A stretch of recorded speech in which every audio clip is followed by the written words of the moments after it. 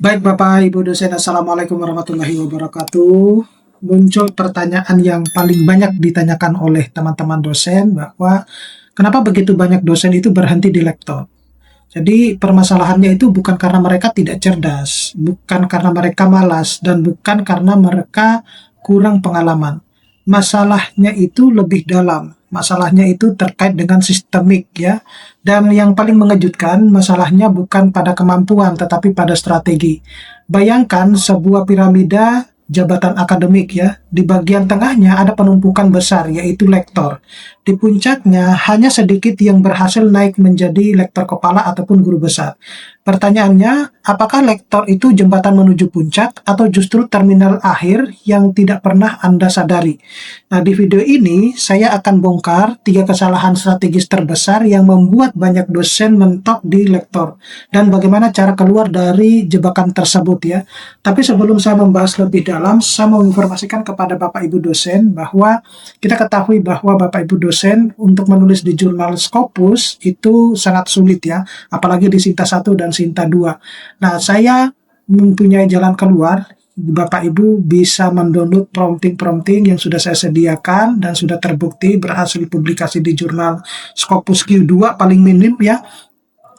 Eh, untuk menulis di Q2 paling minim, Bapak Ibu dosen bisa mendownloadnya melalui link yang sudah saya sediakan di deskripsi dari video saya. Di situ ada prompting untuk menulis jurnal Scopus, jurnal Sinta 1 hingga Sinta 6, menulis buku, dan kegiatan Tridharma yang lainnya. Bapak Ibu dosen bisa mendownloadnya melalui link yang sudah saya sediakan di deskripsi dari video saya ini.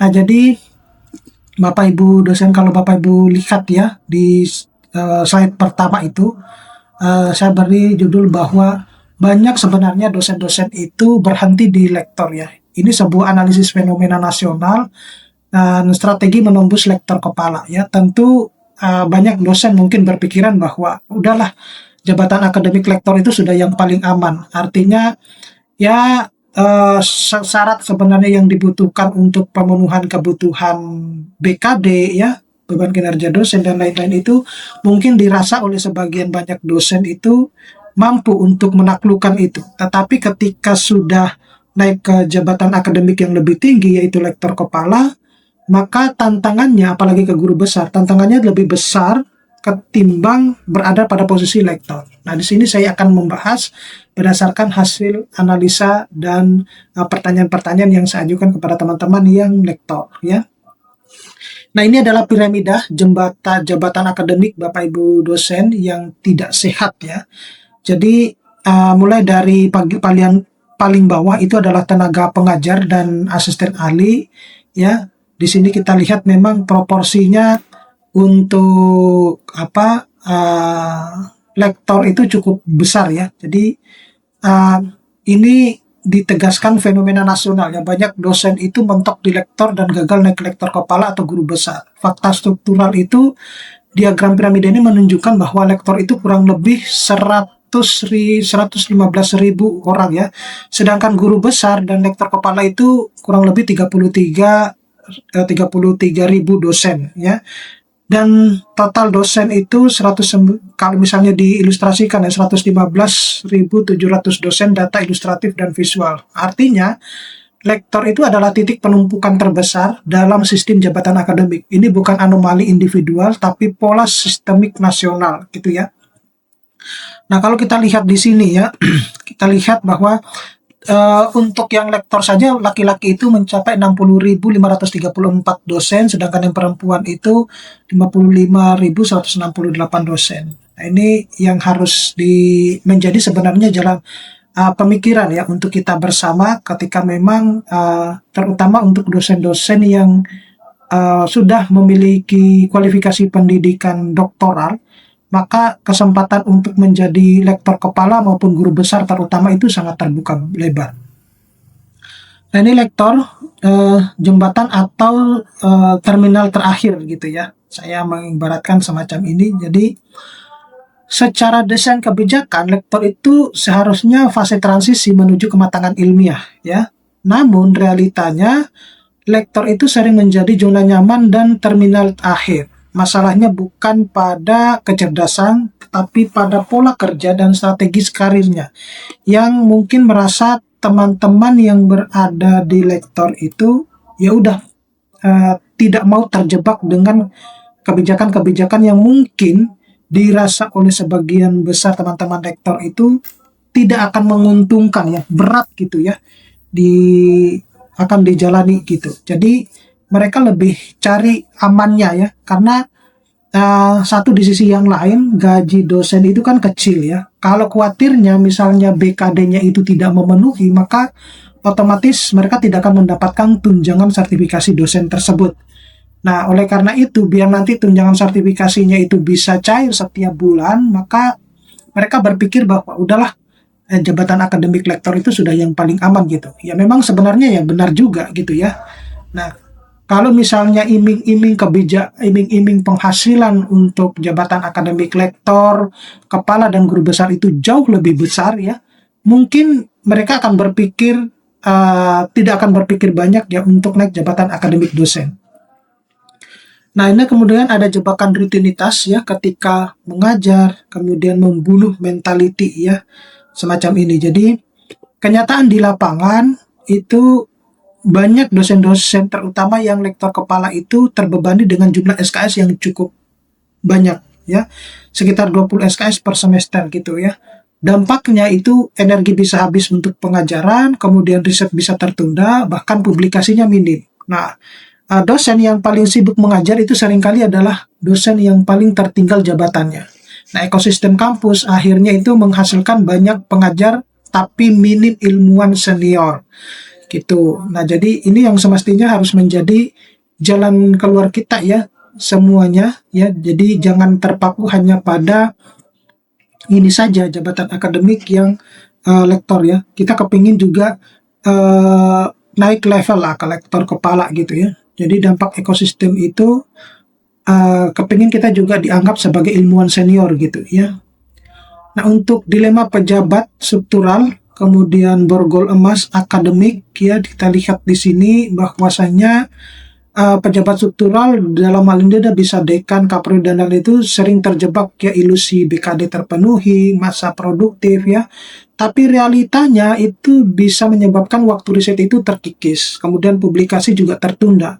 Kesimpulan kerasnya itu adalah jabatan struktural itu sering menjadi kuburan bagi karir fungsional akademik dosen gitu. Karena yaitu tadi kita disibukkan dengan hal-hal yang administrasi ya.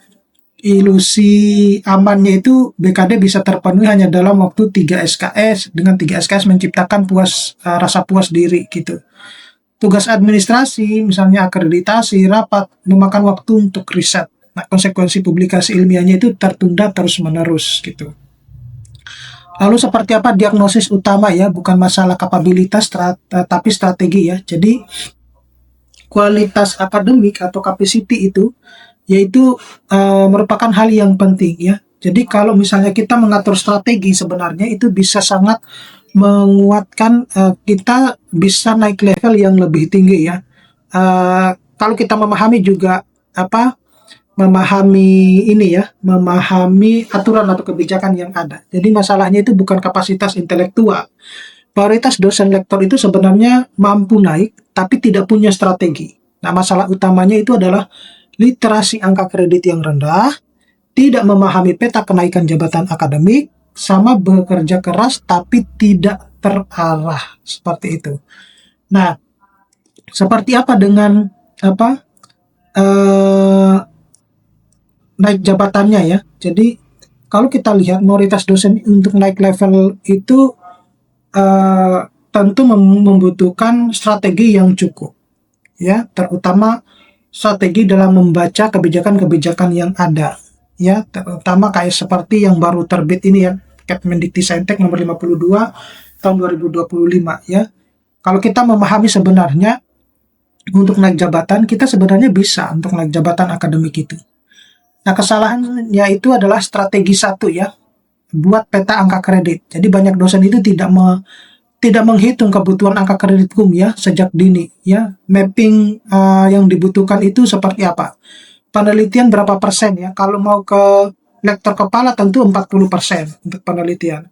Pengajaran berapa persen, pengabdian berapa persen. Nah ini Bapak Ibu dosen sebenarnya persen-persenan dari Tridharma itu sudah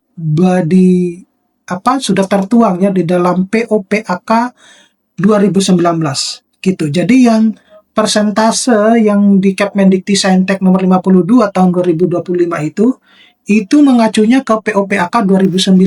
Jadi kalau untuk mau mengetahui lebih detail Bapak Ibu dosen ya, itu Bapak Ibu dosen bisa baca POPAK 2019 ya, terkait dengan khusus, nggak usah semuanya. Baca aja yang persentasenya ini. Nah, itu bisa akan memudahkan Bapak Ibu itu untuk bisa naik level ya. Jadi pahami peta angka kredit sebelum memulai timeline 2 sampai 4 tahun. Nah, selanjutnya itu adalah kesalahan strategi 2, jadi tembok Sinta 2 ya. Jadi ini sebenarnya bukan masalah kapabilitas tapi strategi ya.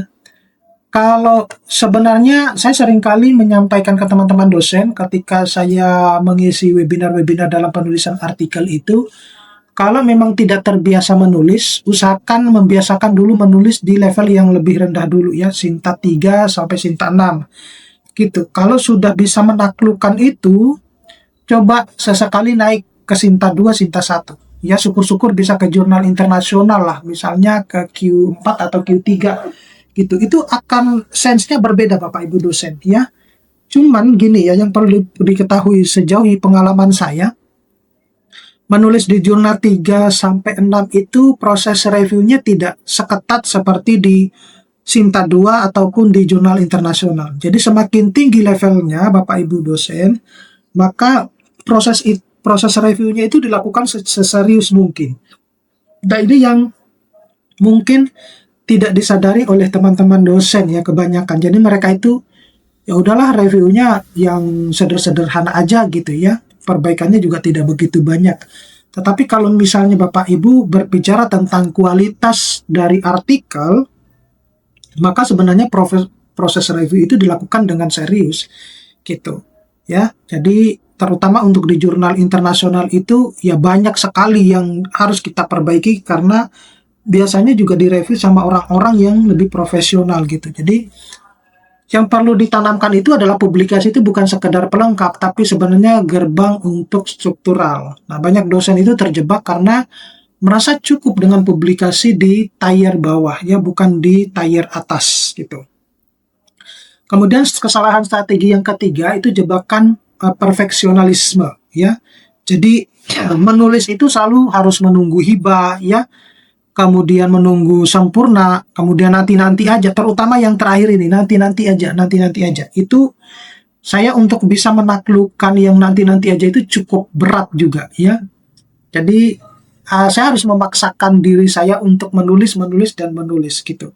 Kemudian tidak perlu sebenarnya kita harus menunggu hibah ya.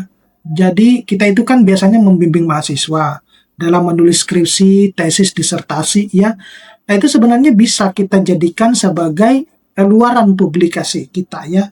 Tetapi dengan catatan bahwa mahasiswa tetap harus menjadi nama pertama. Terkecuali memang kalau misalnya di dalam penelitian tersebut kontribusi Bapak Ibu dosen itu lebih besar. Misalnya karena mahasiswa tersebut mengikuti Anda untuk membantu dalam mengambil data hibah penelitian ya. Sumber dananya juga dari Bapak Ibu semua gitu. Artinya mahasiswa itu hanya cuma membantu mengumpulkan data. Nah, itu Bapak Ibu bisa memposisikan diri sebagai penulis pertama gitu ya. Tetapi kalau semuanya itu adalah idenya dari mahasiswa, yang membiayai juga mahasiswa sendiri, yang menulis juga mahasiswa, maka Bapak Ibu posisinya hanya bisa sebagai co-author sekaligus sebagai corresponding author karena bertindak sebagai dosen pembimbing. Jadi waktu itu tidak pernah menjadi syarat kenaikan jabatan. Akumulasinya itu karyalah syaratnya. Kemudian solusi A ya untuk mengatasi engineering ya, peta jalannya. Jadi target asisten ahli itu 1 sampai 2 tahun ya. Sebenarnya tiap 2 tahun itu ya kita bisa mengajukan jabatan akademik dosen ya.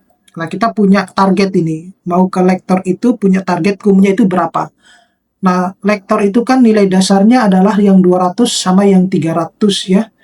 Nah, itu bisa melebihkan dari itu ya. Pengalaman saya dulu itu saya lebihkan sehingga untuk kenaikan jabatan akademik berikutnya itu lebih ringan, seperti itu. Jadi kita punya punya peta untuk kenaikan jabatan akademik ya.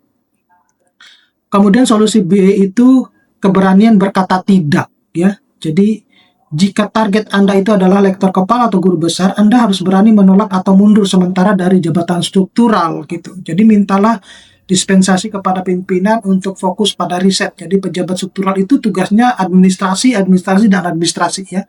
Sedangkan calon guru besar itu tugasnya publikasi gitu. Jadi nah ini yang menjadi tantangan kita sendiri bahwa meskipun dengan apa tenaga SDM mungkin yang kurang, tetapi kalau kita sebenarnya fokus kepada riset dan publikasi itu akan lebih menguntungkan kita ya. Nah, ketimbang kita harus fokus kepada ini jabatan struktural.